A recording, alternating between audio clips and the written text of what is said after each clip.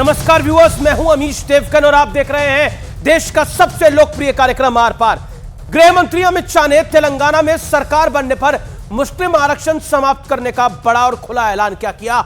ओवैसी जैसे मुसलमानों के सो कॉल्ड ठेकेदार छाती पीटते हुए मैदान में कूद पड़े और कहने लगे कि मोदी सरकार नफरत फैला रही है। यानी इशारा साफ है, ओवैसी जैसे नेताओं को आरक्षण जैसे मुद्दों में भी ध्रुवीकरण का एजेंडा चाहिए। लेकिन सियासत चौतरफा है, क्योंकि जब प्रधानमंत्री मोदी ने कहा कि अशोक गहलोत के राज में, गहलोत राज में रामनवमी से लेकर हनुमान जयंती तक मनाना मुश्किल है, तो कांग्रेस को मिर्ची लग गई और कांग्रेस ने कहा कि बीजेपी ध्रुवीकरण का एजेंडा चला रही है। सवाल है कि क्या बहुसंख्यकों की बात करना सेकुलरिज्म के खिलाफ है। लेकिन इसी बीच एक और बड़ी खबर आई है कि 23 नवंबर यानी जिस दिन राजस्थान में चुनाव प्रचार खत्म हो रहा है, उसी दिन देश के प्रधानमंत्री नरेंद्र मोदी वृंदावन में श्री बांके बिहारी जी के दर्शन करने वाले हैं, यानी वासुदेव कृष्ण के द्वार जाने वाले हैं।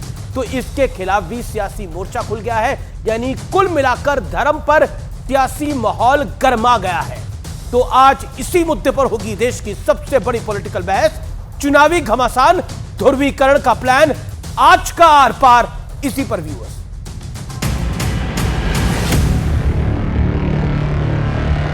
आया रे भाया, खूब खाया, एक गांव तो पूरा ही खाया।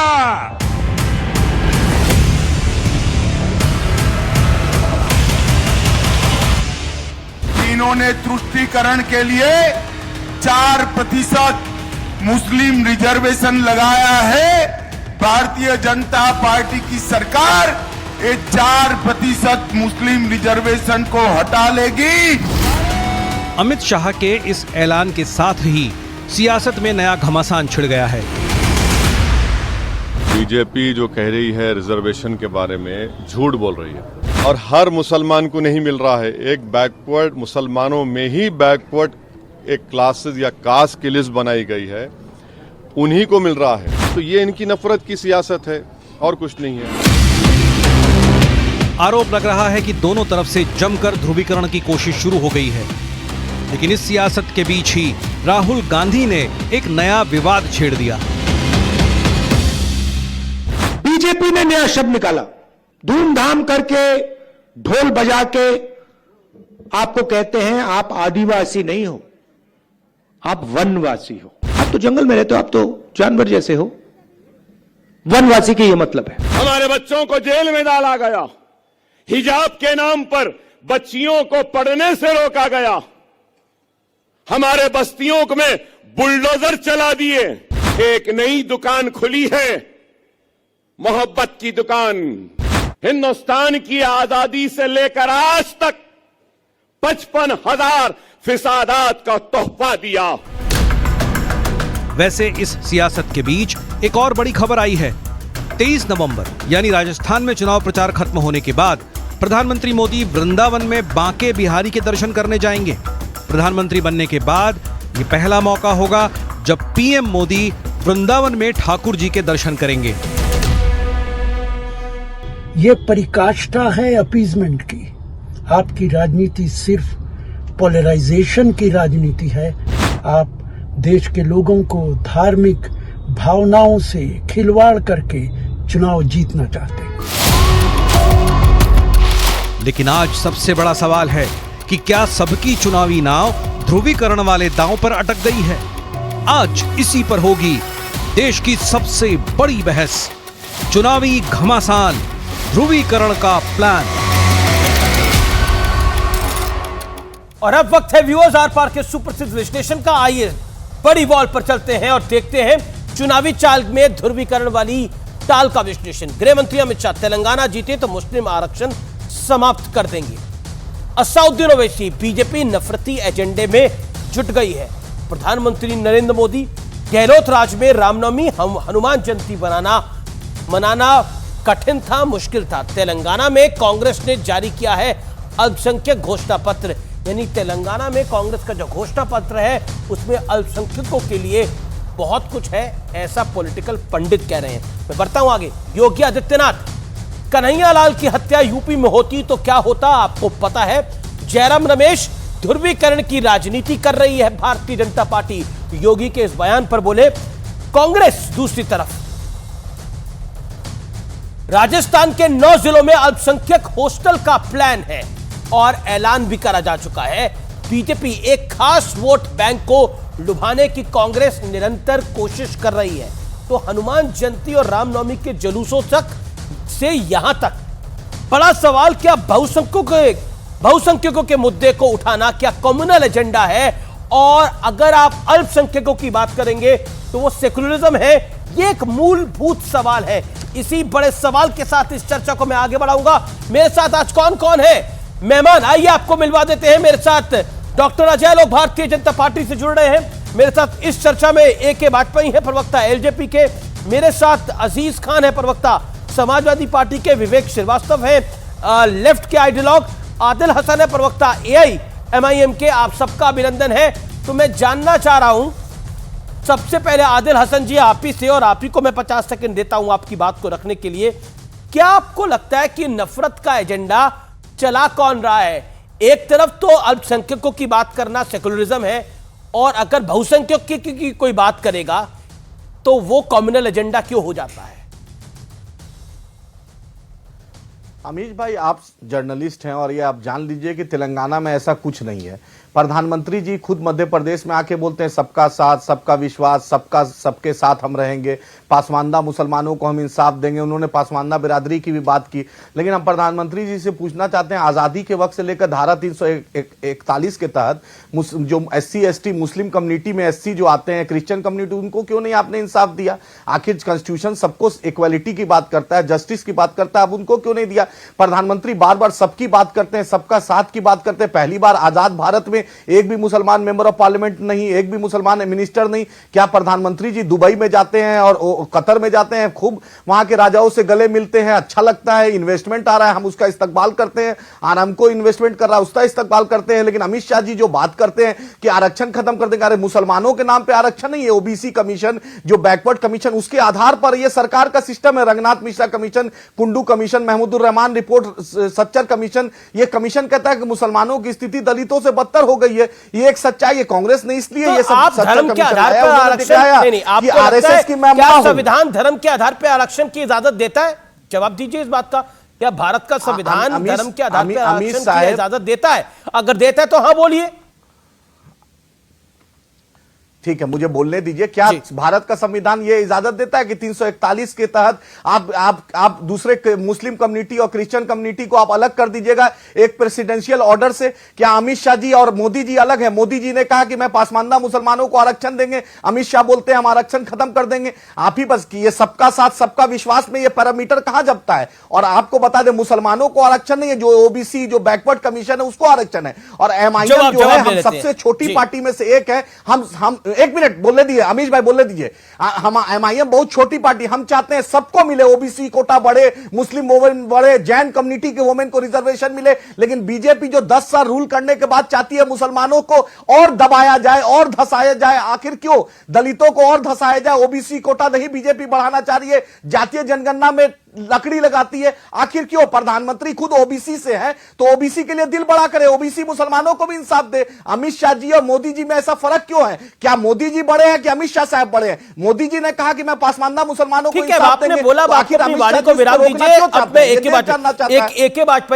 ए.के. वाजपेयी ध्रुवीकरण की अगर हम बात करते हैं तो एक तरफा बात यह होती है, जहां पर अगर बहुसंख्यकों की बात हो तो वो कम्युनल एजेंडा है, और अगर अल्पसंख्यकों की बात हो तो वो सेकुलरिज्म का पैमाना है। नहीं, ये परिभाषा तो अब चलने वाली है नहीं, क्योंकि ये परिभाषा ढकोसली परिभाषा थी। पर चला रहे हैं वही परिभाषा नाम पे, तुष्टीकरण के नाम पे परिभाषा मैं देता हूं ना, मैं देता हूं परिभाषा। ये तुष्टीकरण के नाम पे सेकुलरिज्म का झंडा उठा के वोट ले लेंगे, ये तो समाज में न्याय नहीं है, ना ये सामाजिक न्याय है। और आपने ठीक सवाल उठाया, क्या धर्म के नाम पे संविधान रिजर्वेशन की इजाजत देता है? मैं पूछना चाहता हूं, कांग्रेस के प्रवक्ता यहाँ कोई है नहीं, 60 साल तक इन्होंने राज किया, क्यों नहीं सच्चर कमीशन की रिपोर्ट लागू की इन्होंने? नहीं, क्या उसमें रिकमेंडेशन थी? क्या इनको जानकारी है उस बात की? देखिए, सिर्फ वोट लेना कि भाई हम शमशान भाई। की दीवार बाउंड्री नहीं बनवाएंगे और कब्रिस्तान की बनाएंगे, ये तुष्टिकरण नहीं है। ईद की छुट्टियों में हम आपको अमीश भाई। ड्यूटी आवर्स में कमी कर देंगे लेकिन दिवाली पे नहीं करेंगे। मतलब ये क्या चल रहा है? देखिए, सरकार की नजरों में, संविधान में सब एक बराबर होते हैं। रिजर्वेशन दी जाती है इकोनॉमिकली वीकर सेक्शन, जो सरकार ने किया, जिसकी सीमा 8 लाख है, उससे नीचे वाले सबको सब रिजर्वेशन के हकदार है, क्योंकि वो एक जात है, गरीब की जात। देखिए, अभी जात पात की बड़ी बातें चलती हैं। ये गरीब की जात जो बात कह रहे हैं प्रधानमंत्री जी, ये कोई ऐसे ही नहीं कह रहे हैं। समाज में जात पात का मकड़ जाल दोबारा से ना आ जाए, इसलिए ये बात कह रही जाए। और क्या ये बात सही नहीं कि अगर गरीबी अमीश खत्म भाई। होगी तो सामाजिक न्याय अपने आप ऑटोमेटिक मिलेगा उनको? क्या ये बात सही नहीं कि मनमोहन सिंह ने ये कहा था कि भाई नेचुरल रिसोर्सेज हैं, अमीश उन पे भाई। सबसे पहला हक माइनॉरिटीज का है, मुस्लिम भाइयों का है? अमीश भाई, क्या ये हो अमीश भाई सकता है? इस बोलने तरह की दीजिए। बातें संविधान के हिसाब से अगर आप इंपॉर्टेंट चलेंगे, पॉइंट है। क्या जी, सेकुलरिज्म जी, की जी। परिभाषा में ये सब चीजें, जी मैं अजीज क्या खान को सेकुलरिज्म की आदिल परिभाषा हसन में 30 सेकंड ये में चीजें रिबटल आती है? जी आदिल हसन 30 सेकंड में रिबटल, देन अजीज खान। अमीश भाई, जब डॉक्टर मनमोहन सिंह साहब ने यह बात कही थी, उस वक्त रामविलास पासवान जी कैबिनेट में वजीर थे, और रामविलास पासवान जी ने पहली बार मुस्लिम चीफ मिनिस्टर की बात की थी। वो भारत में पहली बार बिहार में जब 2005 में रिजल्ट आया था तो उन्होंने बात की थी, और हमेशा मुसलमानों के हितैषी की बात रामविलास पासवान जी ने कहा। वाजपेयी जी नए नए आए होंगे, वाजपेयी जी भूल गए रामविलास जी के बात। रामविलास जी ने कहा था मिलादुन नबी में छुट्टी उन्होंने ही कहा था। रामविलास जी ने हमेशा मुसलमानों को दिल से लगाया, लेकिन जरूर बीजेपी के सोहबत में वाजपेयी जी भूल गए हैं। और तेलंगाना में ब्राह्मण डेवलपमेंट बोर्ड है, और यहां के चीफ मिनिस्टर केसीआर साहब ने 2000 करोड़ रुपए से ज्यादा ऊपर यहां एक बहुत बड़ी मंदिर को दिया है। और अकबर ओवैसी साहब के कहने में लाल दरवाजा मंदिर को 10 करोड़ रुपया मिला है। यह वाहिद तेलंगाना है जिस अकबर ओवैसी साहब को इतना आप चलाते हैं, उनके नुमाइंदगी में 10 करोड़ रुपया तेलंगाना सरकार ने लाल दरवाजा मंदिर को दिया है। और शिवरात्रि में अकबर ओवैसी साहब के चलते 2 बार छुट्टी शिवरात्रि को मिली है। यही एमआईएम का किरदार है। हम सबके साथ इंसाफ की बात करते हैं, हम किसी को अलग नहीं चाहते। हम बयान क्या देते हैं, सबके साथ इंसाफ की बात करते हैं, और बयान क्या देते हैं वो भी सोचने वाली बात है। ओके, ए के वाजपेयी का रिस्पॉन्ड जरूरी है। आपने नहीं, बयान असेंबली में अकबर साहब ने कहा है। रामविलास पासवान जी के पुराने साथी है हमारे नेता स्वर्गीय रामविलास पासवान जी ने यह बात सही है कि हमेशा माइनॉरिटी की प्रोटेक्शन की बात की है, वो हम आज भी करते हैं। लेकिन अपीजमेंट और तुष्टीकरण दोनों जो है ना, वो इस बीमारी की जड़ होते हैं। देखिए, आपको हक मिले, और अगर सामाजिक न्याय में आप पिछड़े हुए तो आप बराबर में आए। आपके मोहल्लों में स्कूल खुलने चाहिए, आपके मोहल्लों में बैंक खुलने चाहिए, उससे कहां इनकार है? तुष्टीकरण नहीं होगी, ये नहीं होगी कि आपको अपीजमेंट की जाए। और जो सरकारें इस तरह की बातें करती है, क्योंकि अगर आप माइनॉरिटी की तुष्टीकरण की बात करेंगे तो अपने आप ही जो मेजोरिटी क्लास है वो इकट्ठी हो जाएगी। देखिए, आप उसी ट्रैप में फंसते हैं। आपका जो हक है वो मिलना चाहिए। अगर आप सामाजिक तरीके से पिछड़े हैं तो वो हक आपको मिलेगा। अगर आप इकोनॉमिकली वीकर सेक्शन में गरीब क्लास में आते हैं तो वो आपको हक मिलेगा, और वो संविधान देता है, सरकार के देने से नहीं होगा, वो संविधान में बाकायदा आपको मिला हुआ है वो हक। हाँ, इंस्टीट्यूशन, माइनॉरिटी इंस्टीट्यूशन का हक संविधान में है। आपकी अलग यूनिवर्सिटियां होती हैं, आपके स्टेटस दिया जाता है वो। तो देखिए, चीजों को गुमराह करने से नहीं होगा, ऐसे तरक्की बिल्कुल नहीं हो पाएगी। माफ करना, 60 साल 70 साल हो गए आपको इसी मकड़ जाल में घूमते हुए। अब अगर मुस्लिम समाज को मदरसों में एनसीईआरटी का सिलेबस पढ़ाया जा रहा है तो आपको क्या एतराज है उसमें? अगर इलीगल मदरसों को बंद किया जा रहा है तो आप कैसे इसको रोकेंगे, कैसे इसको एतराज करेंगे? जी, मैं रुक करता हूं। मेरे साथ अजीज खान है। अजीज खान, मैं एक आंकड़ा पढ़ रहा था, कांग्रेस ने राजस्थान में 9 जिलों में अल्पसंख्यक हॉस्टलों का ऐलान किया है। बीजेपी कह रही है कि खास वोट बैंक को खुश करने की यह प्रयास है, उसकी कोशिश है। क्या आपको लगता है कि सेकुलरिज्म का पैमाना यह है कि अल्पसंख्यकों को की आप बात करिए, और अगर कोई बहुसंख्यक की बात करेगा, कोई हिंदुओं की बात करेगा, तो वो फिर कम्युनल एजेंडे के दायरे में आ जाता है? ऐसा क्यों? देखिए अमीश भाई, बीजेपी का जो मुखौटा था उतर गया। कैसे? ये बेनकाब हो गए, बड़ी बड़ी लंबी लंबी बातें करते रहे। पसमानदा समाज, सबका साथ, सबका विकास, बड़ी बड़ी मीटिंगें कर रहे थे उत्तर प्रदेश से लेकर पूरे देश में। माननीय मोदी जी ने कहा था पसमानदा समाज को बहुत प्रमोट किया जाएगा।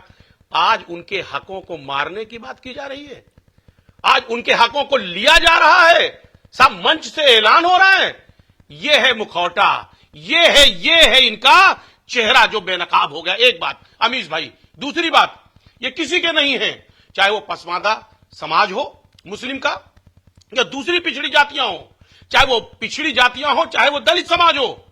आज आप देखिए जातीय जनगणना की बात जब होने लगती है तो चाहे वाजपेयी जी हो, वाजपेयी जी बहुत सज्जन व्यक्ति हैं, एक अच्छी पार्टी से आते रहे, इनके जो नेता रहे हैं वो बहुत ही सेकुलर किस्म के नेता रहे, लेकिन आज कहीं ना कहीं राह से भटक गए हैं। मैं बताना चाहूंगा तो सेकुलर नेता क्या होता है अजीज खान? सेकुलर नेता की परिभाषा क्या है? सेकुलर नेता की परिभाषा, सेकुलर, आपकी राय में सेकुलर नेता की परिभाषा क्या है? नहीं, सेकुलर नेता की परिभाषा क्या है? असदुद्दीन ओवैसी भी सेकुलर है, अखिलेश यादव जी भी सेकुलर है, राहुल गांधी जी भी सेकुलर है, सब सेकुलर है आपकी राय में। तो सेकुलर नेता की परिभाषा क्या है? सर मैं स्पष्ट, स्वामी प्रसाद मौर्य भी सेकुलर है, जो रामचरितमानस को गाली देते हैं, माता लक्ष्मी पर सवाल उठाते हैं, वो भी सेकुलर है आपकी राय में। तो सर सुन लेना, सेकुलर कौन है मैं परिभाषित कर रहा हूं ना जी। सेकुलर का मतलब जो इस मुल्क में दबा कुचला समाज है उसको भी बराबरी का दर्जा दिया जाए, उसको हक दिया जाए, उसको न्याय किया जाए उसके साथ। आज जातीय जनगणना की बात हो रही है और सबके न्याय की बात हो रही है, सामाजिक समरसता की बात हो रही है, सभी के विकास की बात हो रही है, क्या बुराई है? आखिर बीजेपी क्यों भाग रही है ऐसे मुद्दों से? ठीक है, जवाब ले लेते हैं बीजेपी से ना। राखी राठौड़ क्या है? राखी राठौड़ क्या है? लेकिन ये नहीं चाहती है कि बराबरी का दर्जा लोगों को मिले। राखी राठौड़, लोगों को बराबरी का दर्जा मिले। आज दलित समाज किस कदर पिछड़ा हुआ है, किस तरह उसकी नौकरियां मारी जा रही है, खाई जा रही है। राखी राठौड़, राहुल गांधी कह रहे हैं कि खाई जा रही है, ये उनका हक क्यों नहीं? जिन आदिवासियों को प्रधानमंत्री ने वनवासी कहा वो तो जानवर के समान हो गए। देखिए, राहुल गांधी जी ने हमेशा एक डिवाइड एंड रूल की पार्टी जो है, जिस कांग्रेस पार्टी ने इस रूल को हमेशा माना, उन अंग्रेजों की बनाई हुई पार्टी जो है वो हमेशा इस तरह की बातें करेगी। हम कभी तुष्टीकरण की बात नहीं करते, हम संतुष्टीकरण की बात करते हैं। और मुझे लगता है कि हमारे देश के अंदर सबसे सबका साथ सबका विकास की बात होनी चाहिए। जब छत पे जब मकान में छत डलती है तो उसमें ये नहीं देखना चाहिए कि कौन से धर्म, किस जाति, किस समुदाय का वो व्यक्ति है, उसको जरूरत है तो उसको वो सारी फैसिलिटीज मिलनी चाहिए। और इसीलिए प्रधानमंत्री जी कहते हैं कि गरीबी सबसे बड़ा जो है वो एक वर्ग है और जो अंतिम छोर तक खड़ा व्यक्ति है उस तक जो है सरकार की सुविधाएं पहुंचनी चाहिए। और मुझे लगता है इस तरह की बहस करके, और मैं तो कहूं कि बहुत सारी जो है चीजें दी गई, पहले भी एक वोट बैंक की तरह पे इस धर्म विशेष के लोगों को देखा गया, लेकिन वोट बैंक के अलावा कुछ हुआ ही नहीं। जिस तरह से उनको सामाजिक और आर्थिक स्तर पर आगे ले जाने का काम करना चाहिए था वो कभी नहीं किया। और इसलिए मुझे लगता है कि हम लोग जिस तरह से आदरणीय मोदी जी सबका साथ सबका विकास के ध्येय के साथ में आगे बढ़ रहे हैं, वही तरीका सबसे बेहतर तरीका है। और जिस तरह से अल्पसंख्यक समाज की हम बात करते हैं तो उसमें बहुत सारे लोग आते हैं। अगर मैं बात करूं अल्पसंख्यक, तो अल्पसंख्यकों में सबसे ज्यादा कैटेगरी जो है मुस्लिम्स की है, लेकिन अगर मैं बौद्ध हो, ईसाई हो, सिख हो, ये लोग भी तो उस कैटेगरी के अंदर आते हैं और उनके लिए भी वही सुविधाएं जो इनके लिए है। तो मुझे लगता है इस तरह की एक बहस छेड़ करके कहीं ना कहीं एक पोलराइज करने का काम किया जाता है। जिस तरह से आपने राजस्थान की भी चर्चा की, यहाँ मदरसों के लिए अलग से फंड दिया जाता है, लेकिन स्कूलों की स्थिति अगर आप आके देखेंगे तो बहुत खराब है। मंदिरों के लिए जो फंड नहीं दिया जाता। तो इस अजीज खान जवाब, डिवाइड एंड रूल करते हैं। अजीज खान जवाब, समाजवादी पार्टी के प्रवक्ता जवाब देंगे। अजीज जी, ये देखिए अमीश भाई, ये मैडम जो कह रही हैं शायद इनको जानकारी भी है, पूरे देश में हिंदू और मुसलमान की बात कौन करता है, मंदिर मस्जिद की बात कौन करता है? सिर्फ बीजेपी के अलावा कोई नहीं करता है, क्योंकि उसे पता है कि धर्म के आड़ में अपनी कमियों को छिपाना। आज जब नौकरियां नहीं है, बेरोजगारी है, महंगाई है, तो धार्मिक मुद्दों को उठा करके आज बीजेपी कहीं ना कहीं बैकफुट पर है। वो धर्म के आड़ में छिपना चाहती है और लगातार उसने अब तक जो काम किया है हमेशा धर्म की बात की है। मैं जानना चाहता हूं, वो किसी की हितैषी नहीं है, न हमारे हिंदू भाइयों की हितैषी है बीजेपी, न मुस्लिम भाइयों की है, किसी की नहीं है। वो सिर्फ अपना फायदा साध रही है। अगर वाकई में हितैषी होती तो क्या रोजगार हमारे हिंदू भाइयों का नहीं जा रहा है? क्या उनका नुकसान नहीं हो रहा है? क्या बेरोजगारी उनके पास नहीं है? क्या महंगाई उनको कहीं नहीं बड़े स्तर पे पीड़ा नहीं दे रहा है? सच्चाई यही है। लेकिन जिस तरह धार्मिक आड़ लेकर के हिंदू मुसलमान का कार्ड खेलने का प्रयास करती है और करती है बीजेपी, वो कहीं ना कहीं बड़े मुद्दों को दबाने का प्रयास कर रही है। कोई भी प्रदेश हो, हर प्रदेश में बीजेपी आज घबराई हुई है। कांग्रेस कह रही है कि आप ध्रुवीकरण, जयराम रमेश को मैं कोट कर रहा हूं, जयराम रमेश कह रहे हैं कि आप ध्रुवीकरण की राजनीति कर रहे हैं। राहुल गांधी कह रहे हैं कि आप हिंदू मुसलमान की राजनीति कर रहे हैं। असदुद्दीन ओवैसी कह रहे हैं कि बीजेपी नफरती एजेंडे पे काम कर रही है। तो चाहे ओवैसी हो, चाहे समाजवादी पार्टी हो, चाहे कांग्रेस के जयराम रमेश हो, चाहे श्रीमान राहुल गांधी हो, सबकी लाइन एक है और सबकी लाइन आपके विरोध में है। देखिए, ये तो इंडिया लाइंस के पार्टनर्स हैं, इसलिए विरोध में तो रहेंगे। मोदी जी जब भी कभी देश के विकास की बात करेंगे तो वो हमेशा इस तरह की बात करेंगे। लेकिन मैं ये कहना चाहती हूँ कि हम लोग जब जनता के बीच में जाते हैं और बहुत सारे शोज के अंदर हम लोग जो 10 साल के काम है आदरणीय मोदी जी के, वो पिछले 70 सालों के कामों से कंपेयर किया है। हम जनता के बीच में जो जनहित के काम किए हैं, जन कल्याणकारी काम किए हैं, जिस तरह से हम लोगों ने हमारे देश की अर्थव्यवस्था को 5वीं सबसे बड़ी अर्थव्यवस्था बनाया है, जिस तरह से जो बेसिक प्रॉब्लम्स थी महिलाओं की इज्जत घर की, वो 13 करोड़ से ऊपर इज्जत घर दिए, हर घर नल की व्यवस्था हम लोगों ने करी, और जिस तरह से उज्ज्वला योजना के माध्यम से 10 करोड़ से ऊपर कनेक्शन दिए। ये योजना ऐसी योजना है जिनको एड्रेस करना था 70 सालों में, लेकिन आज धरातल पे नजर आती है। कौन करता है तुष्टीकरण? कौन ये कहता है कि देश के जो सारी सुविधाएं हैं, देश के रिसोर्सेस के ऊपर किस वर्ग का सबसे पहले अधिकार है? ये किसने शुरू किया? अमीश जी, आप भी अपने शो में बताइएगा, क्योंकि देश की जनता जानना चाहती है कि किसने तुष्टीकरण किया, किस तरह वोट बैंक की नीति से किया। आज जब देश के अंदर कहीं से भी जब डायरेक्ट बेनिफिट ट्रांसफर होता है और किसानों को किसान सम्मान निधि मिलती, तो कहीं ये देखा नहीं जाता कि वो किसान किस वर्ग, किस जाति, किस समुदाय से आता है। तो ये कहते हैं विकास। जिस तरह से 0 लेवल तक हम लोगों ने जाकर के विकास का काम किया, और उसी बूते पे मैं चाहूंगी अमीश जी, इसी बूते पे 2024 के अंदर जनता हमको वोट दे, क्योंकि आप बार-बार अजीज खान आप हमारे हरदिल अजीज हैं, और एक सवाल में बड़ी आप हरदिल अजीज है, इसीलिए आपसे ये सवाल पूछ रहा हूं। अजीज भाई, अभी आपने बोला ये बीजेपी वाले नफरत वाला एजेंडा चलाते हैं, बीजेपी वाले हिंदू मुसलमान करते हैं। असदुद्दीन ओवैसी क्या बीजेपी में है? बीजेपी में है कि विपक्ष में है? देखिए अमीश भाई, मैं एक बात बता दूं, जो भी नफरत की बात करेगा देश उसको एडमिट नहीं करेगा, कोई भी हो। मैं एक बात कह रहा हूं, देश विकास की बात चाहता है, देश नौकरी मांगता है, देश बेरोजगारी खत्म करने की बात करना चाहता है। मैंने जो सवाल पूछा, मैडम ने बहुत सारी बातें आपने बीजेपी पे आरोप लगाया, मैं सवाल बड़ा स्पष्ट पूछ रहा हूं, असदुद्दीन ओवैसी जो कह रहे हैं वो क्यों कह रहे हैं? सर, मैं स्पष्ट कर रहा हूं सर, वो जो कह रहे हैं, अगर वो भी नफरत की बात करते हैं तो वो भी गलत कर रहे हैं। इस मुल्क में जो नफरत की बात करेगा वो देश उसको बर्दाश्त नहीं करेगा, देश उसको पसंद नहीं करेगा। मैं एक बात बता दूं, स्पष्ट है। दूसरी बात, अभी किसान सम्मान निधि की बात मैडम कर रही थी, आदिल हसन का जवाब जरूरी है, आदिल हसन का जवाब जरूरी है, किस तरह बैठे रहे आदिल हसन का जवाब जरूरी है, अमीश भाई जरूरी है सर। आदिल हसन, अजीज खान को जवाब। अजीज जी, आपने आदिल हसन की पार्टी को बोला ना, अब सुनिए 30 सेकंड। किस तरह गर्मी बरसात जाड़े में बैठे रहे? अरे ठीक है, आदिल हसन आतंकवादी और तब पता नहीं क्या क्या तमगा दिया गया, तब याद नहीं आया किसान? मैं बताता हूं, मैं याद नहीं आया। अरे भाई बोलने दो, निधि की बात की जा रही है। Adil Hasan on screen. अरे भाई बोलने, अमीश भाई, दारुसलाम हमारा पार्टी हेडक्वार्टर है, किसी सरकारी खैरात पे नहीं है। दारुसलाम में चाहे माथे पे तिलक हो, सिर पे टोपी हो, पगड़ी हो, क्रॉस हो, सबका इस्तकबाल है। अकबर ओवैसी साहब ने कोरोना में हिंदू कॉलोनी, मुस्लिम कॉलोनी नहीं देखा। अकबर ओवैसी साहब ने जितनी खिदमत की कोरोना में, उतना हिंदुस्तान में किसी एमएलए ने नहीं किया। मोदी के कहने में शिवरात्रि में 2 बार छुट्टी मिली है। नहीं तो समाजवादी पार्टी हो, कांग्रेस हो, बी टीम का है, सी टीम का है, उससे क्या मतलब? आप आइए हैदराबाद में। अरे भाई, बड़े भाई, ये तो खुद कांग्रेस के खिलाफ लड़ रहे हैं चुनाव मध्य प्रदेश में। ये तो कांग्रेस के खिलाफ गुजरात में लड़े, कर्नाटका में लड़े, तब ये कौन टीम थे? आप आइए हैदराबाद। ना मोदी जी को हिम्मत है चार मीनार नामपल्ली चुनाव में आके प्रचार करने की, ना राहुल गांधी को हिम्मत है। दोनों डर से दूसरे जिला जा रहे हैं। ना चार मीनार आ रहे हैं, ना नामपल्ली आ रहे हैं, ना याकुतपुरा आ रहे हैं, ना बहादुरपुर आ रहे हैं, ना जुबलीस। मोदी जी और राहुल जी दोनों नहीं आ रहे हैं, क्योंकि दोनों जानते हैं कि दोनों आएंगे, दोनों की पार्टी हारेगी।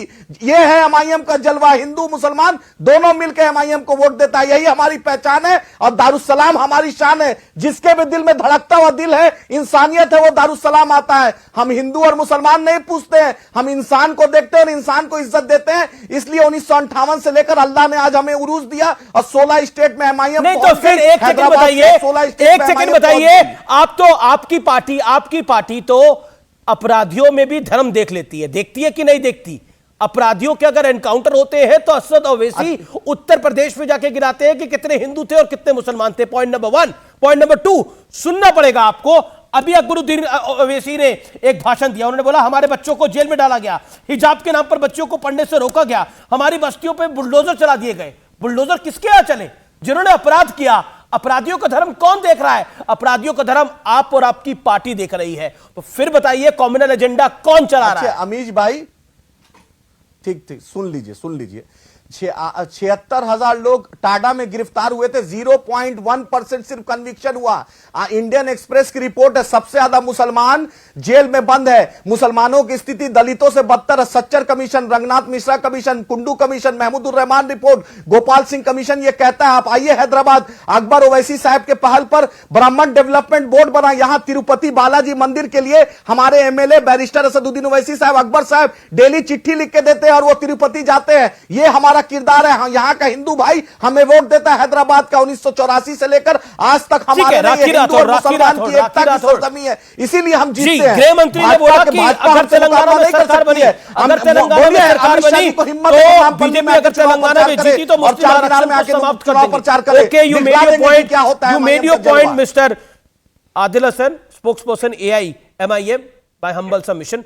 राखी राठौड़, गृह मंत्री अमित शाह ने बोला तेलंगाना जीते तो मुस्लिम आरक्षण समाप्त होगा। लेकिन मैं वापस राजस्थान और जयपुर पे आना चाहता हूं। 2008 में जो बम धमाके हुए थे, जो गोलियां चली थी, उसी मंदिर से आज प्रधानमंत्री मोदी ने माथा टेक के वहां से शुरुआत करी अपने रोड शो की। महत्वपूर्ण यह है कि जटिलता क्या है, जो कॉम्युनल एजेंडा है या फिर जो तुष्टीकरण है उसकी, वो है कि उसके आरोपी सब छूट जाते हैं इस देश के अंदर और कोई छू तक नहीं करता। बिल्कुल ठीक कहा अमीश जी। जिस तरह से हमने देखा कि 2008 में जयपुर ने दंश झेला आतंकवादी घटनाओं का, और जिस तरह से कांग्रेस सरकार ने अपनी इस कार्यकाल के अंदर उनके हाई कोर्ट में जब पेशी हुई तो ये जो सरकारी वकील है वो 48 बार पेशी हुई, लेकिन 48 बार सरकारी वकील वहां पेश नहीं हुआ। इससे पहले जब भारतीय जनता पार्टी की सरकार थी तो लोअर कोर्ट से मृत्यु दंड की सजा जो है वो कोर्ट के माध्यम से दी गई।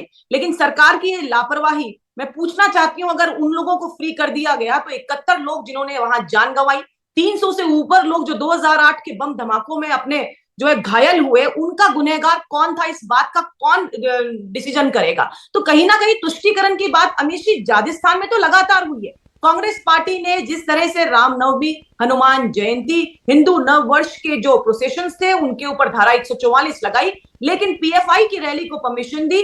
जिस तरह से रमजान के महीने में बिजली की निर्बाध व्यवस्था की बात करी, जिस तरह से कन्हैया लाल के लिए, और अभी भी मेरे जो साथी हैं वो बोल रहे थे, लेकिन नासिर और जुनैद के लिए तो यहाँ राजस्थान में जरूर आए ओवैसी जी, लेकिन जब कन्हैया लाल की सर तन से जुदा के माध्यम से गला काट दिया जाता है तब उनके मुंह से एक शब्द नहीं निकलता। इस तरह की लोग अगर सेक्युलरिज्म की बात करते हैं तो मुझे लगता है कि लोगों के सामने समझ में आती है बात कि किस तरह का आदिल जवाब, आदिल हसन जवाब आपका। और आपने लगातार कांग्रेस पार्टी हो चाहे ओवैसी जी की पार्टी, आपकी टीम में कौन सा मुस्लिम के अलावा कोई हिंदू है? ये बताइए, आप कैसे सेक्युलरिज्म की बात करते हैं?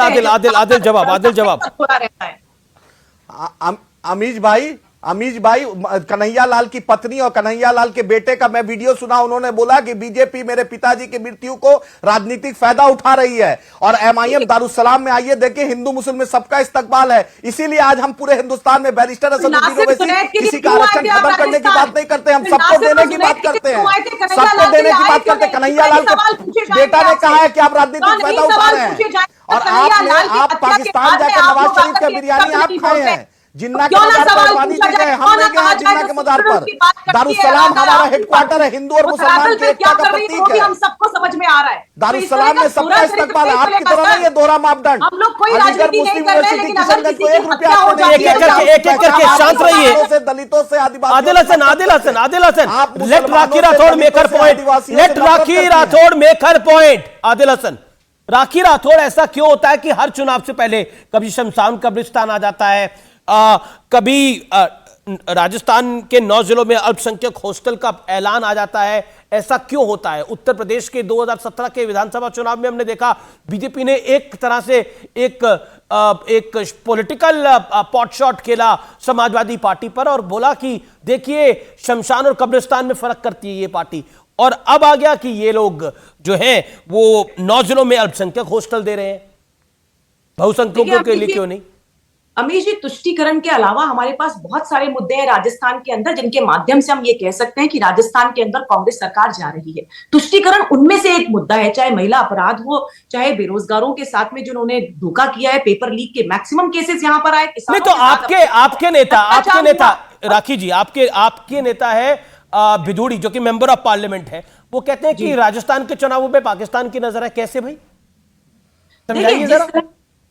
देखिए, जिस तरह से बहुत सारे एस्पेक्ट्स हैं, उनके साथ एक तुष्टीकरण का एस्पेक्ट, और गहलोत साहब तो लगातार उनको खालिस्तान और पाकिस्तान याद आ रहा है। उनकी 2 स्टेटमेंट्स अभी उन्होंने दिए जिसमें पाकिस्तान से टिड्डी दल और खालिस्तान की बातें करने का बात जो है वो गहलोत साहब कर रहे हैं, हम लोगों ने कभी नहीं किया। मैं तो हमेशा इस बात को कहती हूं कि हम लोग जिस तरह से सरकार की नाकामियां हैं, जिसमें हर वर्ग, चाहे किसान वर्ग हो, चाहे युवा वर्ग हो, चाहे वो महिला वर्ग हो, सब परेशान है, और तुष्टीकरण भी एक मुख्य मुद्दा है। और क्यों ना उठाए अमीश जी हम इस मुद्दे को, क्यों ना उठाए? जब भेदभाव होता है हमारे राजस्थान में, क्यों ना उठाए? ठीक है, पॉइंट है, वो कह रहे हैं कि भेदभाव होता है तो हम उठाएंगे। अजीज खान, ये शमशान कब्रिस्तान का डिफरेंस जब बताया गया पॉलिटिकली, तो आपने बोला देखिए ये हिंदू मुसलमान हो रहा है, ये देखिए हिंदू मुसलमान हो रहा है, लेकिन जब फैक्ट सामने आए तो उसका खमियाजा समाजवादी पार्टी को भुगतना पड़ा। आंकड़े चौंकाने वाले थे, देश के लिए भी और उत्तर प्रदेश के लिए भी। क्या आपको लगता है कि वही हश्र आज राजस्थान में कांग्रेस का भी हो रहा है? बीजेपी उन्हीं सब बातों को उठा रही है। क्या एडवाइस देना चाहेंगे, क्योंकि आप 2 चुनाव उत्तर प्रदेश में हार चुके हैं, 2017 भी हारे, 2019 का लोकसभा भी हारे, और अभी रिसेंटली 2022 का विधानसभा चुनाव हारे। देखिए अमीश भाई, कांट की हाड़ी बार बार नहीं चढ़ती। कैसे भी गुमराह करके, धर्म कर्म की बात करके 17, 19, 20, 22 सब जीत लिया, अब ये बार बार नहीं होगा। अब देखिए राजस्थान में पाकिस्तान आ गया साहब, कहीं उत्तर प्रदेश में आतंकवादी थे, पता नहीं क्या क्या कैसी कैसी बातें। मैं कह रहा हूं, देखिए बीजेपी के पास इसके अलावा कोई मुद्दा ही नहीं है, नफरत के अलावा। धर्म और नफरत, ये नफरत की मशीन है बीजेपी, नफरत की मशीन। ये कुछ नहीं है इसके पास। और स्वामी प्रसाद मौर्य किस चीज की मशीन है? और तमाम बड़े बड़े मुद्दे। स्वामी प्रसाद मौर्य जो श्री रामचरितमानस के लिए अभद्र भाषा का इस्तेमाल कर रहे हैं, वो किस चीज की मशीन है? मैं ब्रेक के बाद जानूंगा, ब्रेक के लिए रुक रहा हूं। और आइए देखते हैं ट्वीट मोटरोला के फोन से। सुनील, अब देश का मतदाता धर्म और जाति के नाम पर नहीं, विकास पर वोट करेगा। मोटरोला फोन से ये ट्वीट हम देख रहे हैं। रुकूंगा ब्रेक के लिए, लेकिन ब्रेक के उस पार एक बड़ी ब्रेकिंग स्टोरी के साथ हम हाजिर हो रहे हैं। आप देख रहे हैं व्यूअर्स आर पार, देश का सबसे ज्यादा देखे जाने वाला कार्यक्रम।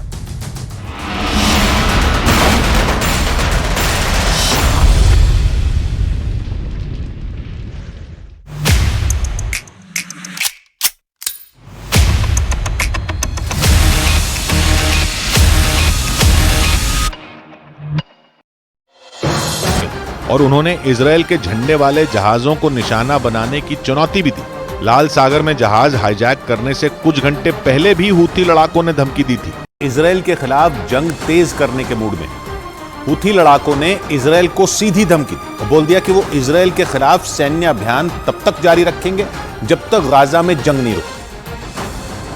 और इसीलिए उन्होंने ऐलान किया कि वो लाल सागर में इजरायल के जहाजों को बार बार निशाना बनाएंगे। हालांकि इजरायल ने इस बात से मना कर दिया कि उसका जहाज हूथी लड़ाकों के कब्जे में, लेकिन खबर आई कि हूथी लड़ाकों के कब्जे में जो जहाज है वो इजरायल के एक बड़े कारोबारी का है, जबकि इजरायल का कहना है कि हूथी लड़ाकों के कब्जे में जो जहाज है वो ब्रिटेन की कंपनी का है।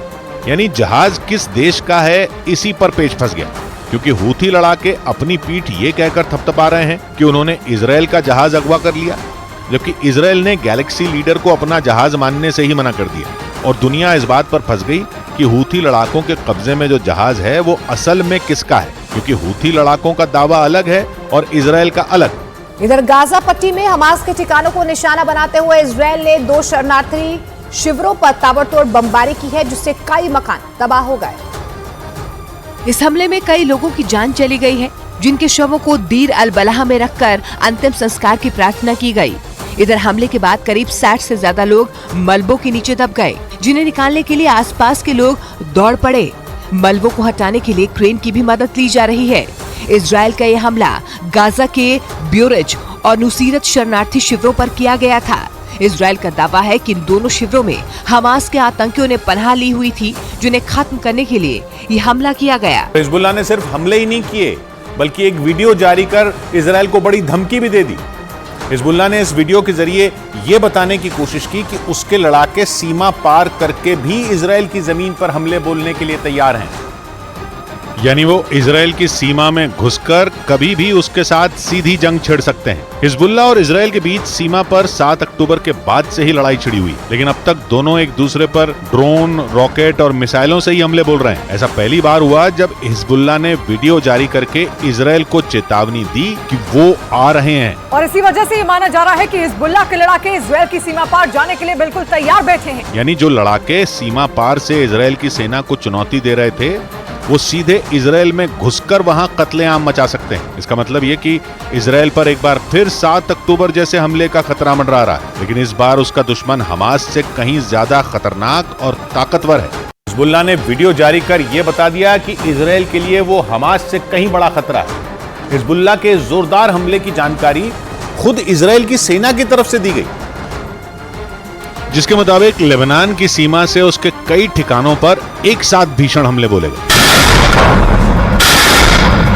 इजराइल की सेना ने यह जानकारी दी कि 1 घंटे के अंदर ही हिजबुल्लाह ने उसके कई इलाकों पर 3 ड्रोन और 25 रॉकेट दाग दी। यानी हिजबुल्लाह ने एक साथ ऐसे ताबड़तोड़ हमले बोले कि इजराइल की फौज भी कुछ देर के लिए खौफ से भर गई।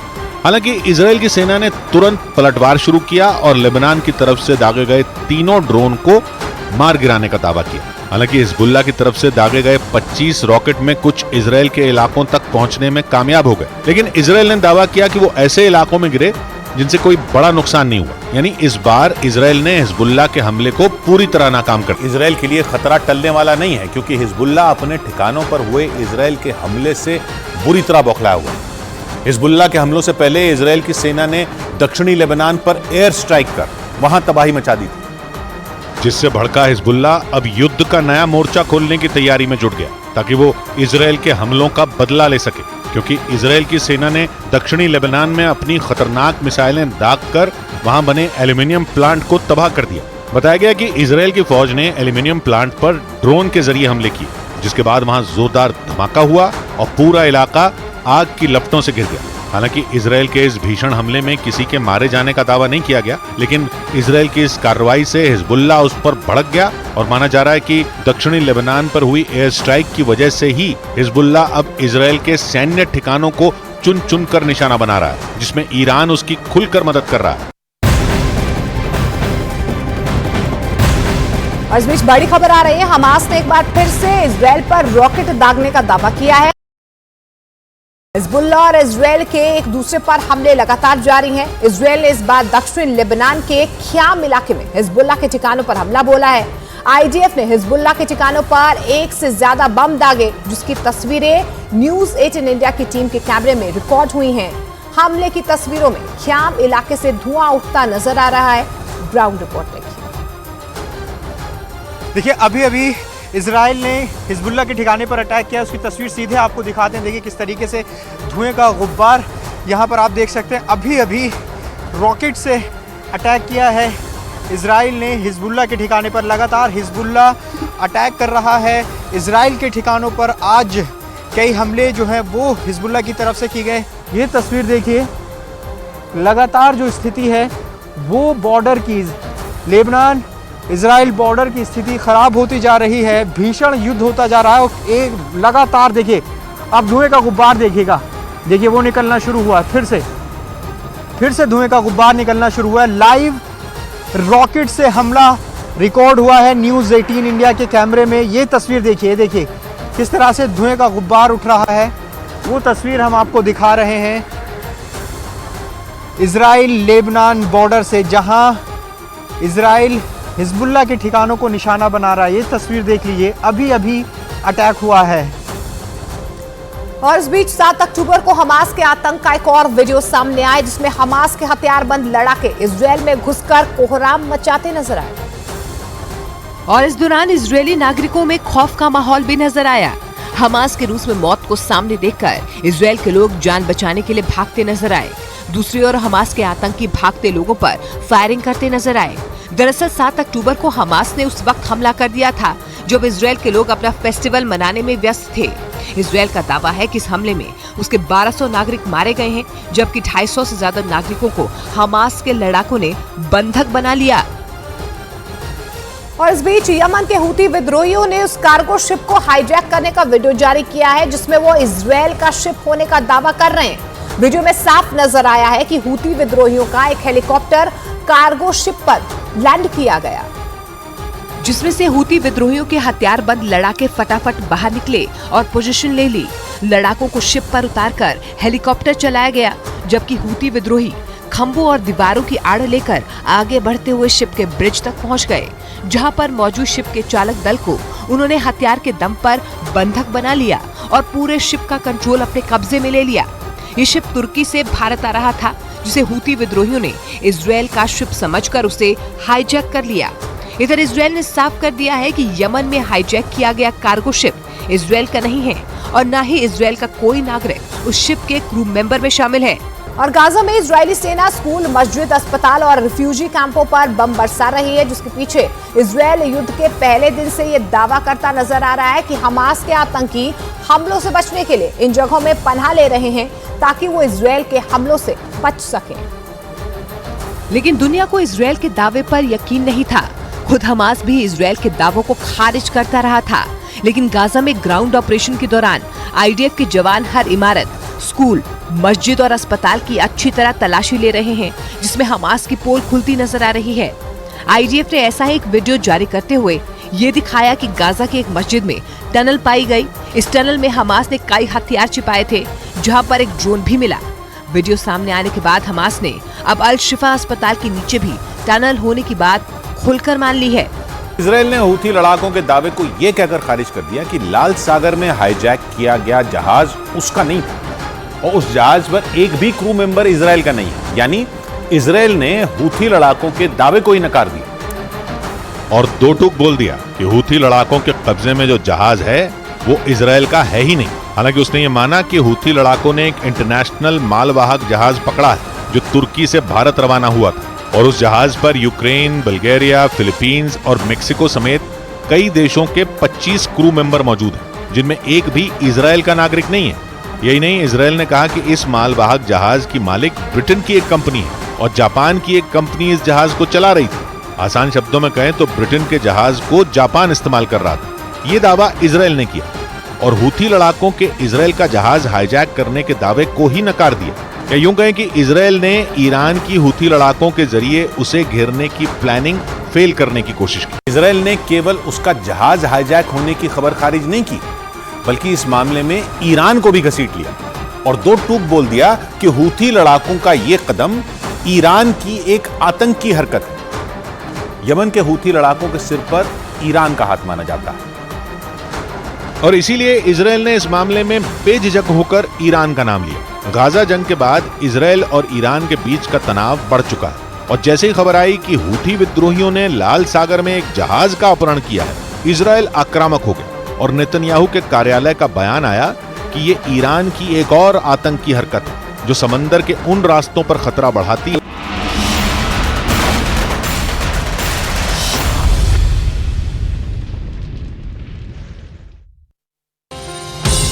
मोटोरोला भारत का सबसे अच्छा 5G स्मार्टफोन ब्रांड प्रेजेंट्स आर पार में आज का मुद्दा, चुनावी घमासान और क्या तुष्टीकरण का है प्लान। आज का आर पार इसी पर। वेलकम बैक व्यूअर्स, आप देख रहे हैं आर पार और अब वक्त है बड़ी खबर का, यानी ब्रेकिंग स्टोरी का। आइए देख लेते हैं इस समय की बड़ी खबर क्या है। यंग इंडिया और एजीएल पर बड़ी कार्रवाई है। ये नेशनल हेराल्ड मामले में ईडी ने जब्त करी है 751 करोड़ की संपत्ति, 751 करोड़ की संपत्ति को जब्त कर लिया है। और कांग्रेस कह रही है ये फ्रस्ट्रेशन है भारतीय जनता पार्टी का, वो ईडी को आगे कर रही है। मैं राखी राठौड़ का रिएक्शन लेता हूं। राखी राठौड़, ये बड़ी खबर इस समय, यंग इंडिया पर, एजीएल पर एक बड़ा एक्शन है। विवेक श्रीवास्तव भी हमारे साथ जुड़े हुए हैं। राखी राठौड़, देखिए अमीश जी, इस बात को जानने की जरूरत है कि जब जब आर्थिक लेन देन जो है वो गलत तरीके से होगा, ईडी अपना काम करेगी। जिस तरह से एक परिवार के लोगों ने अपनी बकौती समझ करके एक किसी भी कंपनी को अपने नाम करना, करोड़ों की कंपनी को अपने नाम करने का काम किया, उसमें अनियमितताएं हैं, तो सरकारी एजेंसीज जो लेकिन कांग्रेस कह रही है कि भारतीय जनता पार्टी का फ्रस्ट्रेशन है, पॉलिटिकल फ्रस्ट्रेशन है, that is why they are doing it. They are losing elections, वो चुनाव हार रहे हैं, वो मध्य प्रदेश हार रहे हैं, वो छत्तीसगढ़ हार रहे हैं और राजस्थान में भी उनको दिक्कत है, इसलिए पॉलिटिकल फ्रस्ट्रेशन है ये भारतीय जनता पार्टी का। Congress is saying this. ये कोई पॉलिटिकल फ्रस्ट्रेशन नहीं है, भ्रष्टाचारी है। अगर भ्रष्टाचार किया है तो उसके साथ में आपको अपराधी जो है उनको जो है मिलेगा, कोई जो भी एक्शन लेना है वो संवैधानिक संस्थाएं लेंगी। और मुझे ऐसा लगता है कि जिस तरह से नेशनल हेराल्ड केस के अंदर जिस तरह का रोड शो हमने दिल्ली में भी देखा, जिस तरह से एक भ्रष्टाचारी को बचाने के लिए पूरी कांग्रेस पार्टी लग गई, ये काम नहीं करना चाहिए। उन्होंने सही अगर किया है काम तो वो सारे साक्ष्य पेश करने चाहिए, एजेंसीज को कोऑपरेट करना चाहिए। लेकिन गलत तरीके से अगर आप जमीन हड़पने का काम करोगे, आप देखिए सब जगह ऐसा ही किया कि चाहे उनके जीजा जी ने यहाँ राजस्थान में भी बीकानेर में बहुत बड़ी जमीन जो है उसे हड़पने का काम किया। और यही काम जो अगर किसी परिवार विशेष के लोग करते हैं तो जब लेकिन राखी जब आपकी सरकार थी तो कार्रवाई करवानी चाहिए थी रॉबर्ट वाड्रा पे। अभी शोर मचा के क्या होगा? कार्रवाई क्यों नहीं करी वसुंधरा राजे की सरकार ने? तब क्या साठगांठ थी किसकी? क्यों नहीं कार्रवाई हुई तब? ये सवाल पूछे जाएंगे आपसे भी। निरंतर आप 9.5 सालों से बोले कि जीजा जी ने कांड किया, जीजा जी ने भ्रष्टाचार किया। वहां तो 2018 तक आप ही की सरकार थी, 2013 से 2018 तक, 2014 से केंद्र सरकार में भी सरकार आपकी थी। कार्रवाई क्यों नहीं करी? ये सवाल राजस्थान की जनता भी आपसे पूछेगी। हर बार बोल के नहीं निकल सकते इस बात को कि देखिए उन्होंने ये करा, लेकिन आपने क्या करा? ये राजस्थान की जनता आपसे पूछेगी इस बार चुनावों से पहले। हर बार ये नहीं चलेगा। बिल्कुल, देखिए जिस तरह से उन्होंने बीकानेर के अंदर एक बड़ी जमीन हड़पी, उसमें जिस तरह से कागज बनाए वो गलत तरीके से बनाए थे, लोगों को बेवकूफ बना करके साइन कराए गए थे, उन पे क्यों नहीं करा भारतीय जनता पार्टी की तत्कालीन सरकार ने?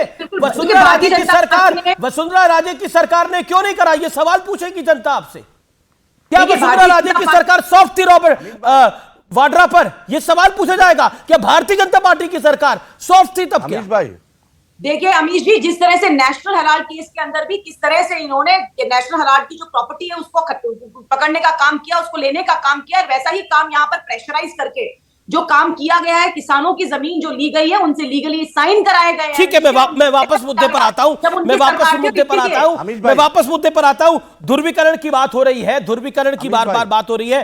तो अजीज खान, आपने बोला, आपने एक लाइन बोली, आपने बोला हम कहां बात करते हैं, बीजेपी नफरत की बात करती है। स्वामी प्रसाद मौर्य कौन से प्यार की बात कर रहे थे? माता लक्ष्मी का अपमान करके किसी और धर्म का अपमान कर सकते हैं वो? ऐसे क्या हिम्मत है करने की? बताइए, क्या आप अलाउ करेंगे या आपकी पार्टी अलाउ करेगी? स्वामी प्रसाद मौर्य माता लक्ष्मी का अपमान करते हैं, श्री रामचरितमानस का अपमान करते हैं। क्या करा आपने? प्रमोशन दे दिया उनको? क्या कार्रवाई करी है समाजवादी पार्टी ने? देखिए, जो इतनी नफरत फैला रहे हैं स्वामी प्रसाद मौर्य, अब तो कोर्ट ने भी कह दिया। हमारे नेता ने अब सुन लें आप, देखिए हमारे नेता कभी भी किसी धर्म के अपमान की बात को कभी भी नहीं सह सकते और कभी भी नहीं, वो कभी भी किसी धर्म का अपमान नहीं करते हैं। समाजवादी पार्टी हमेशा सामाजिक समरसता की बात करती है। स्वामी प्रसाद मौर्य जी का जो बयान था वो निजी बयान है, उनका विचारधारा है, पार्टी से उसका क्या लेने देना है? पहली बात तो आप ये समझिए। सर मेरी बात सुन ले आप, वो पार्टी से उसका कौन है? हमारी पार्टी लाइन नहीं है। हम तो सबका साथ सबका विकास असली में हम कर रहे हैं और हम बहुत अच्छा विकास कर रहे हैं आप। हम सबको रामचरितमानस पे अभद्र बातें करके सब धर्म बराबर है हमारे लिए। कैसे सब धर्म बराबर है? कि मैं कह रहा हूं कैसे सब धर्म बराबर है? किसी और धर्म के लिए बोल के दिखाइए ना, किसी और धर्म के पवित्र ग्रंथ के लिए बोल के दिखाइए आप। सर नहीं बोलेंगे आप, नहीं बोलेंगे आप। एक बात सुन ले, अरे सुन तो ले, माता लक्ष्मी कैसे पैदा हो गई 4 हाथों वाली? बोल सकते हैं किसी और धर्म के लिए आप? समाजवादी पार्टी, अरे मेरी बात, अखिलेश जी ने नहीं कहा, लेकिन स्वामी प्रसाद मौर्य ने कहा। कार्रवाई क्या करी? किसी धर्म के बारे में अपमानी शब्द नहीं इस्तेमाल कर सकती, किसी धर्म के बारे में अपमानी शब्द करे कर सकती। हमारे लिए सब बराबर है। एक बात ओके, राखी राठौर, क्या सब बराबर है?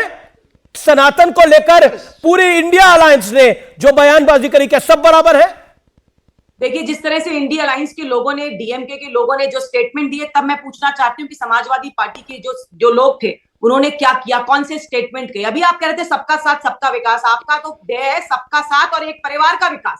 सबसे पहले मुलायम सिंह यादव, उसके बाद अखिलेश यादव, वो नहीं डिंपल यादव। आप लोग कब एक परिवार के पीछे चलने वाली पार्टी अगर ये कहती है सबका साथ सबका विकास, तो सब लोग समझते हैं क्या कोई और परिवार नहीं है? आप लोगों ने ओबीसी के नाम पर सिर्फ और सिर्फ अपने परिवार को आगे लाने का काम किया, इसके अलावा और कुछ भी नहीं किया। इसीलिए जनता समझ चुकी है और इसीलिए समाजवादी पार्टी को चाहे यूपी हो चाहे कहीं भी हो, हर जगह नकारा जाता है और इनके आपसी जो झगड़े हैं वो इस तरह इस लेवल पे पहुंच चुके हैं कि जनता कभी भी इस अलायंस को एक्सेप्ट नहीं करेगी। सनातन धर्म के बारे में जिस तरह का स्टेटमेंट दिया, आप लोगों का पर्दाफाश हो चुका है, लोग समझ चुके हैं कि किस विचारधारा के साथ में आप लोग हैं। जब आप लोगों का कोई स्टेटमेंट आता नहीं है कि इंडिया अलायंस के लोग जो अलग अलग तरह की बातें हुई, तब आप लोगों की चुप्पी जो है वो साफ। जी जी जी अजीज खान 30 सेकंड, अजीज खान 30 सेकंड आपका जवाब दें। AK Vajpayee and Adil Hasan.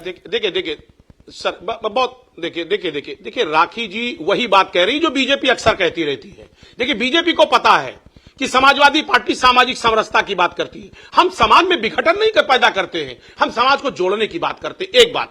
दूसरी बात, ये वही बीजेपी है ना कि जब से सत्ता में आई और सत्ता के पहले इसने हमेशा नफरत की बात की है। और ये मैं बता रहा हूं कि नफरत इस कदर ये पैदा करना चाहती है, भाई को भाई से जुदा करने का प्रयास, पड़ोसी से पड़ोसी को जुदा करने का प्रयास। ये बीजेपी की मानसिकता है, ये बीजेपी की सोच है, यही विचारधारा है। मैं बताना चाहूंगा कि कांट की हाड़ी बार बार नहीं चलती। ओके, मैं लेके आता हूं AK वाजपेयी।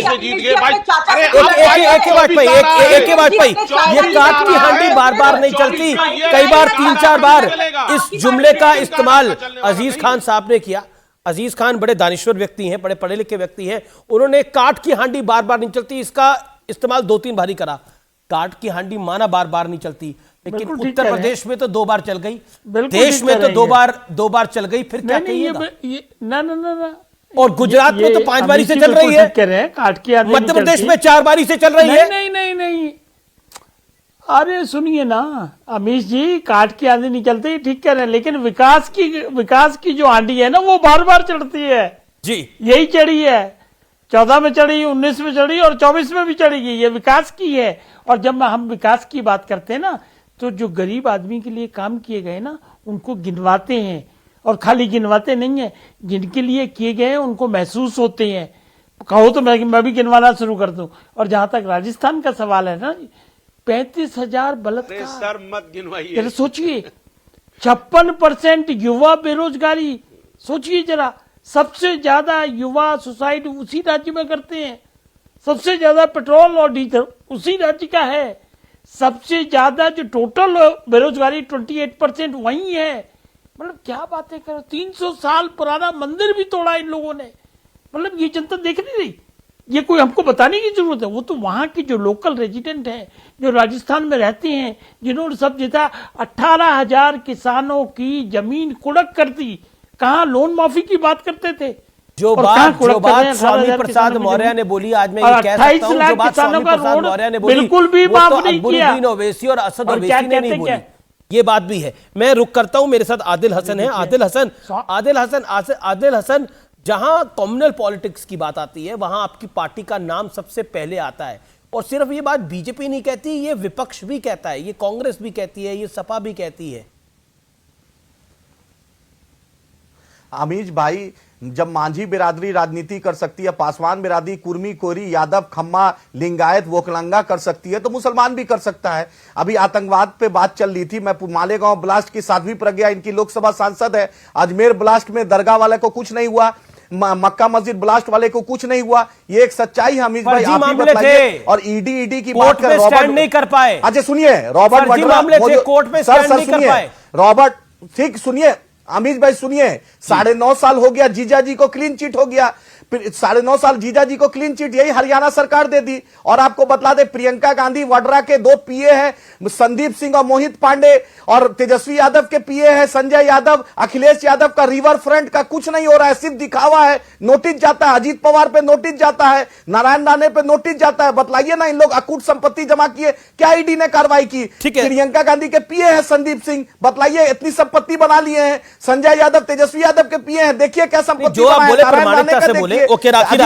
देखिए, हेमंता विश्वासा का देखिए, इन लोग सिर्फ लव लेटर भेजते हैं ईडी का, कुछ करते नहीं है। सिर्फ लव लेटर भेजते हैं, डराते हैं। रॉबर्ट, आप जीजाजी को लव लेटर भेजते हैं, कार्रवाई नहीं करते। Okay, let her reply river front पे, लेट बीजेपी स्पोक्सपर्सन रिप्लाई।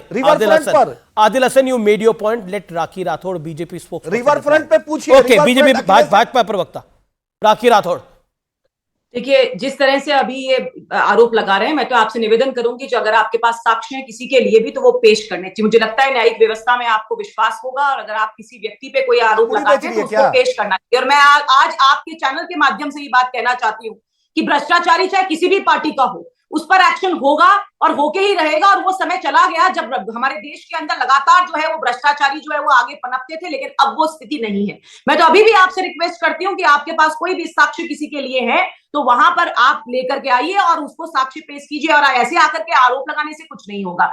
आप लोगों ने खुद कुछ किया नहीं है और लगातार जिस तरह के आरोप लगाने का आदिल हसन का रिप्लाई, हमने कमरे भर भर के नोटों के जवाब देने दीजिए मैडम, मुझे जवाब दीजिए, अमीश भाई जवाब देने दीजिए। देखे हैं क्या, उस पे एक्शन नहीं ले दी? अच्छा सुनिए अरे बोलने दीजिए मैडम, बोलने दीजिए। बहुत सुनिए, हम पूछना चाहते हैं, अमित शाह साहब ने हेमंता बिस्वासा साहब के खिलाफ बोला, नारायण राणे के खिलाफ बोला, अजीत पवार के खिलाफ बोला, छगन भुजबल के खिलाफ बोला, आज सबको सरकार में ले लिए। वॉशिंग मशीन में डाले थे क्या? और बीजेपी उसको धुल के निकाल दी, उसको कर दी। और रॉबर्ट वड्रा जीजा जी को 9.5 साल बाद क्लीन चिट दे दिया हरियाणा सरकार।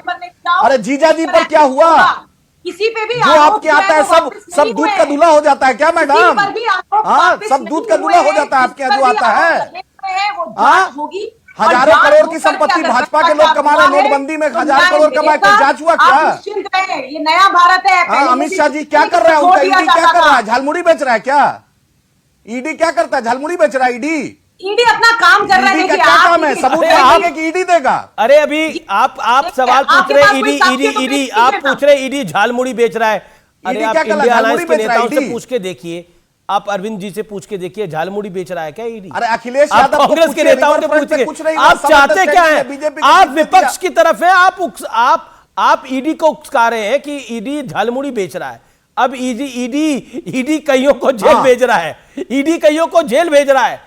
पूछ के देखिए, को नहीं बेच रहा है, पूछ के देखिए कई नेताओं से, सिर्फ लव लेटर पूछ के देखिए। लेकिन चलिए, अब कौन लव लेटर भेज रहा है और कौन झालमुड़ी बेच रहा है वो तो बात की बात है। लेकिन अब आर पार में वक्त आ गया है सत्य और तथ्य का।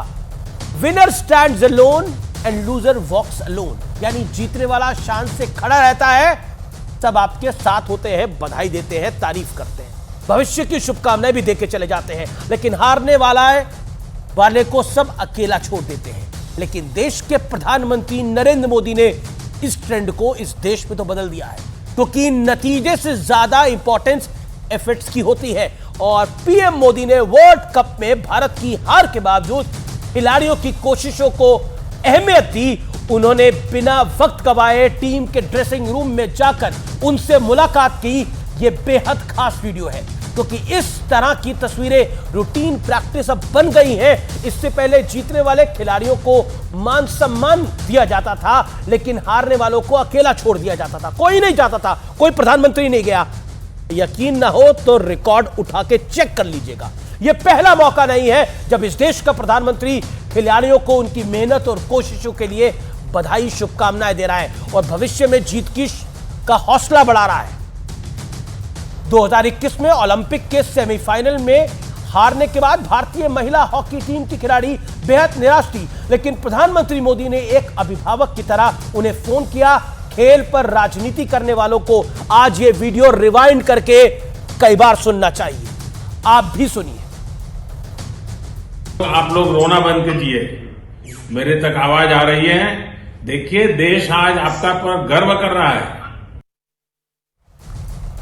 भारत की वर्ल्ड कप में हार पर राजनीति करने वाले क्या आप बता सकते हैं कि 1992 में जब भारतीय टीम हारी तो क्या सरकार की तरफ से कोई उनसे मिला था?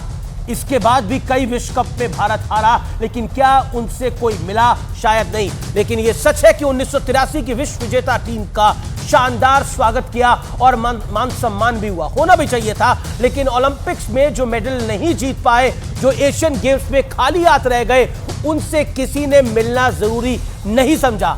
इस दौर की खास बात यह है कि अब महिला और पुरुष एथलीट्स में फर्क करने वाली मानसिकता को भी पूर्ण विराम लग गया है।